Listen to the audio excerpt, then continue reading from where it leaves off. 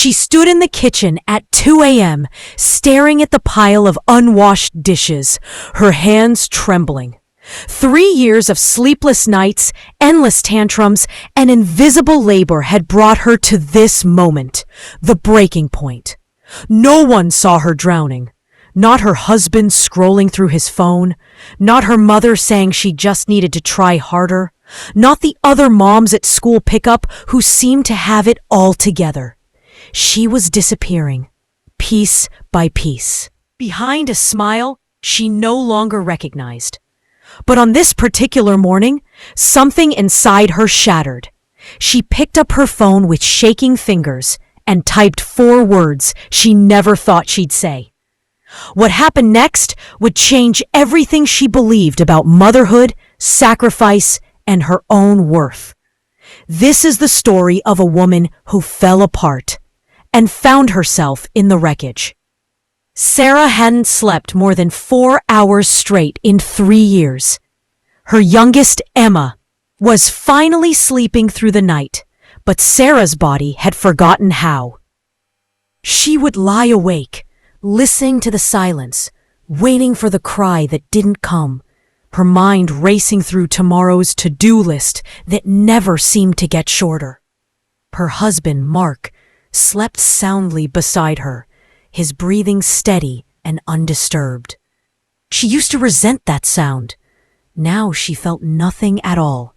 The kitchen had become her sanctuary and her prison. It was where she stood at 2 a.m. that Tuesday morning, staring at the dishes she'd been too exhausted to wash after dinner. The counters were cluttered with lunchboxes that needed packing, permission slips that needed signing, and a stack of bills she hadn't had the mental energy to open. Her reflection in the dark window above the sink looked like a stranger. Hollow eyes, tight jaw, a face that had aged a decade in 3 years. She picked up a coffee mug with both hands because one was shaking too much to hold it steady. This wasn't normal. She knew that. But what was she supposed to do about it? Everyone said motherhood was hard. Everyone said it got easier. Everyone said she was doing great. But standing there in her quiet kitchen, surrounded by the evidence of her endless labor, Sarah knew something was deeply, fundamentally wrong. She wasn't just tired. She was disappearing. The thought that broke her came suddenly, unwelcome and undeniable.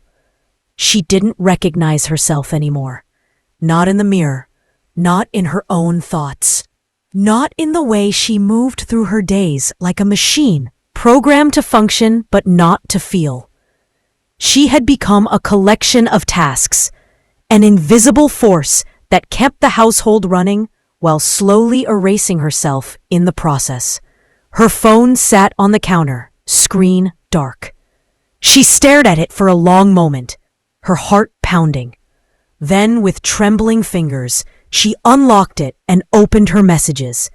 She typed 4 words to her sister, Lauren, who lived 2 states away. "I need help, please." She hit send before she could delete it, before she could talk herself out of it, before she could remind herself that she was supposed to handle this on her own. The response came faster than she expected. Lauren was awake, probably feeding her own baby. "I'm calling you right now." Sarah's phone buzzed in her hand. She answered, her voice barely a whisper.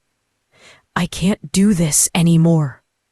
The admission hung in the air between them, heavy and terrifying. Lauren didn't tell her it would be okay.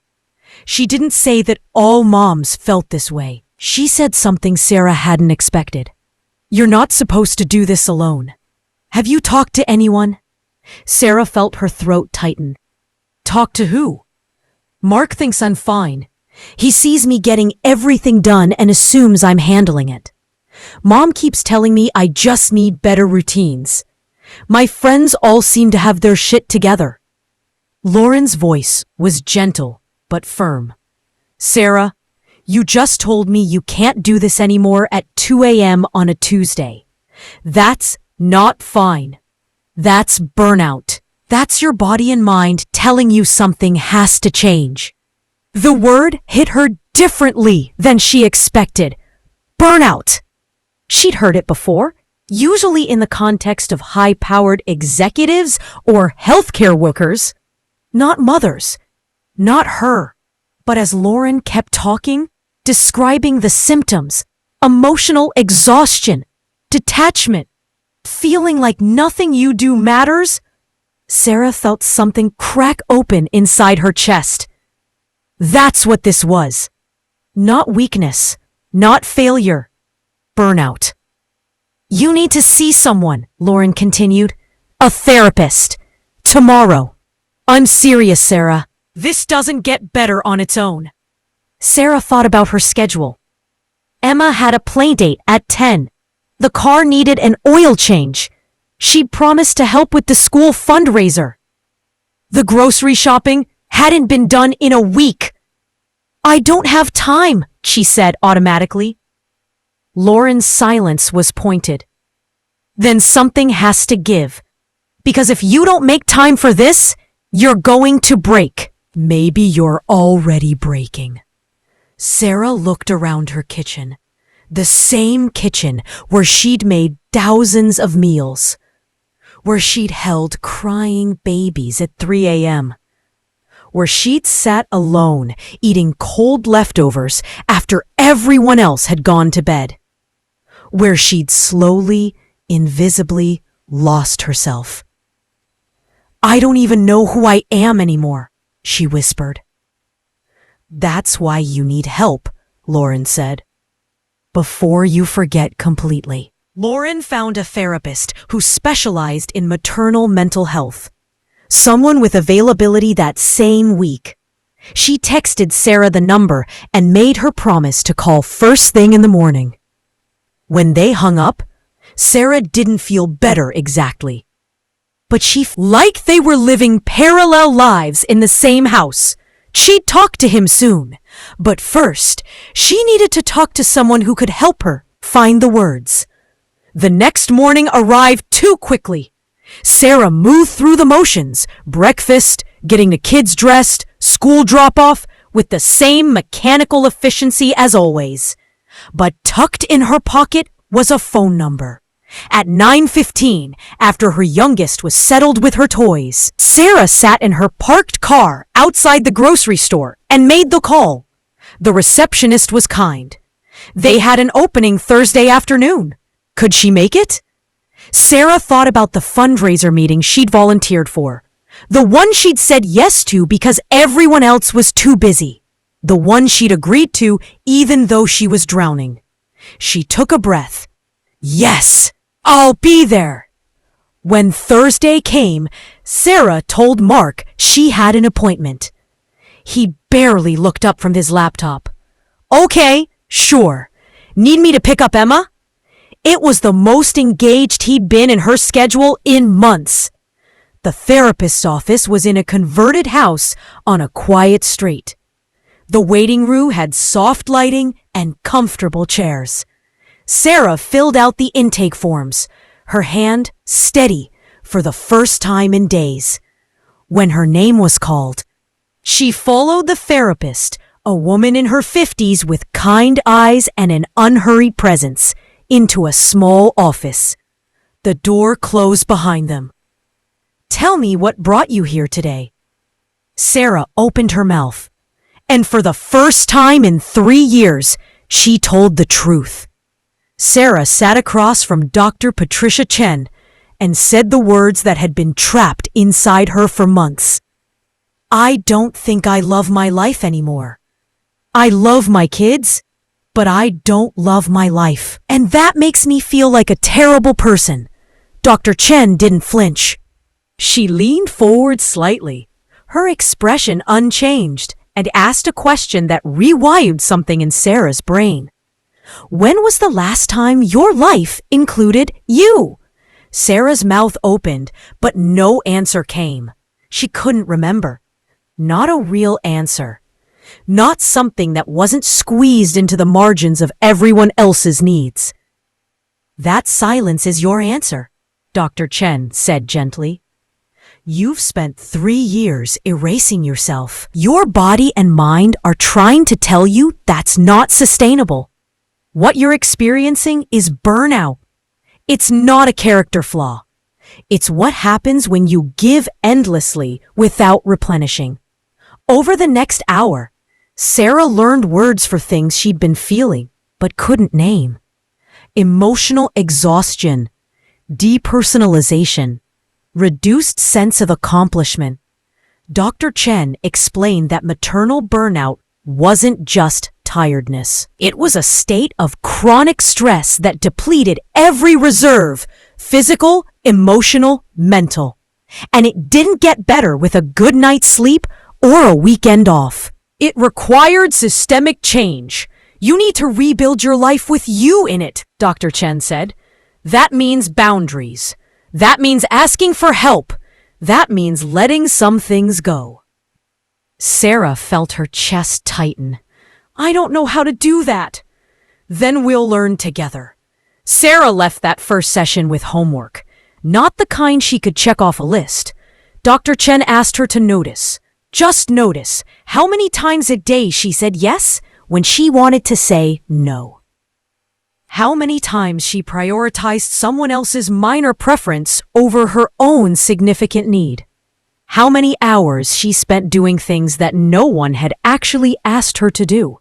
The answer, by the end of the first week, horrified her. She was running on a treadmill of her own making, convinced that if she stopped, everything would fall apart. But the truth, Dr. Chen pointed out in their second session, was that Sarah was the one falling apart. And no one had noticed because she was so good at hiding it. That realization was the beginning of something Sarah hadn't expected. Anger! Not at her kids, at the invisible contract she'd signed without realizing it. The one that said her worth was measured by how much she could endure without complaint. The one that made her responsible for everyone's comfort except her own. In their third session, Sarah cried for 20 minutes straight. Not delicate tears, gut-wrenching sobs that came from somewhere deep and desperate. When she finally caught her breath, she looked at Dr. Chen and said, I'm so angry that no one saw this. Dr. Chen nodded. And I'm guessing you're angry at yourself for not asking for help sooner. Sarah's face crumpled again. Yes, that anger, Dr. Chen said, is information. It's telling you that something was profoundly unfair. And now you get to decide what comes next. What came next was harder than Sarah imagined. She sat Mark down one evening after the kids were in bed and told him everything. Not in the way she usually communicated, efficient, unemotional, already with solutions in hand. She told him she was in therapy, that she'd been struggling with burnout, that she needed things to change. Mark's first response was defensive. I help out. I do the dishes sometimes. I take the kids on weekends. Sarah took a breath, using the techniques Dr. Chen had taught her. Sometimes isn't a system. Weekends aren't co-parenting. I need you to be an equal partner, not a helper. That means knowing what needs to be done without me telling you. That means taking on the mental load, not just the tasks I assign. The conversation didn't go perfectly. Mark felt blindsided. He didn't understand why Sarah hadn't said something sooner. But over the following weeks, something shifted. Mark started paying attention. He noticed that Sarah was the one who remembered doctor's appointments, school events, when they were running low on milk. He started to see the invisible labor that had always been there, and he started carrying some of it himself. It wasn't immediate, it wasn't perfect, but it was change. Sarah also made harder changes. She stepped down from the school fundraiser committee. She stopped volunteering for every classroom party. She hired a cleaning service twice a month, even though it felt indulgent. She started saying no without elaborate explanations. The guilt was excruciating at first. Other mothers gave her looks at pickup. Her own mother made comments about how she used to manage everything without complaint. But Dr. Chen reminded her that other people's opinions of her boundaries were not her responsibility. 6 months after that 2 a.m. breaking point, Sarah sat in Dr. Chen's office and realized something had changed. She'd slept 7 hours the night before. She'd taken a walk that morning, alone, just because she wanted to. She'd said no to hosting Thanksgiving, and the sky hadn't fallen. "I feel like myself again," Sarah said, and then paused. "Or maybe I feel like a version of myself I never got to be." Dr. Chen smiled. "Tell me about her." "She's someone who knows her limits, who doesn't apologize for having needs, who loves her kids but doesn't martyr herself for them." Sarah hesitated, then added, "She's someone I actually like." "That's the redemption," Dr. Chen said quietly. "Not being saved by someone else, saving yourself." Sarah carried that session with her through the holidays, through the hard moments, through the days when the old patterns tried to reassert themselves. She carried it through the conversation with her mother, where she finally said, "I needed help, and you told me to try harder." That hurt. She carried it through the morning Emma climbed into her lap and said, "Mommy, you're smiling more now." And she carried it through the night she and Mark sat on the couch, not on their phones, actually talking, and she realized they were finding their way back to each other. The redemption wasn't a single moment. It was a series of small choices made over and over to include herself in her own life. It was the decision to matter, not because of what she did for everyone else, but because she was a person who deserved care. A year after that first therapy appointment, Sarah stood in her kitchen at 2 a.m. again. But this time, she wasn't staring at dishes. She'd woken up naturally and couldn't fall back asleep, so she made herself tea and sat by the window. The house was quiet, peaceful. She looked at her reflection in the dark glass and recognized the woman looking back. The journey hadn't been easy.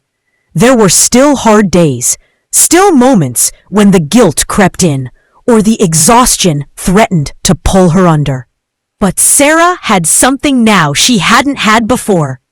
She had herself back. And that, she realized, was everything. If you've ever felt invisible in your own life, if you've ever wondered when it became too much to ask for help, leave a comment below. You're not alone in this. And if this story resonated with you, share it with someone who needs to hear it. Sometimes the bravest thing we can do is admit we're drowning and reach for the hand that's been waiting to pull us back to shore.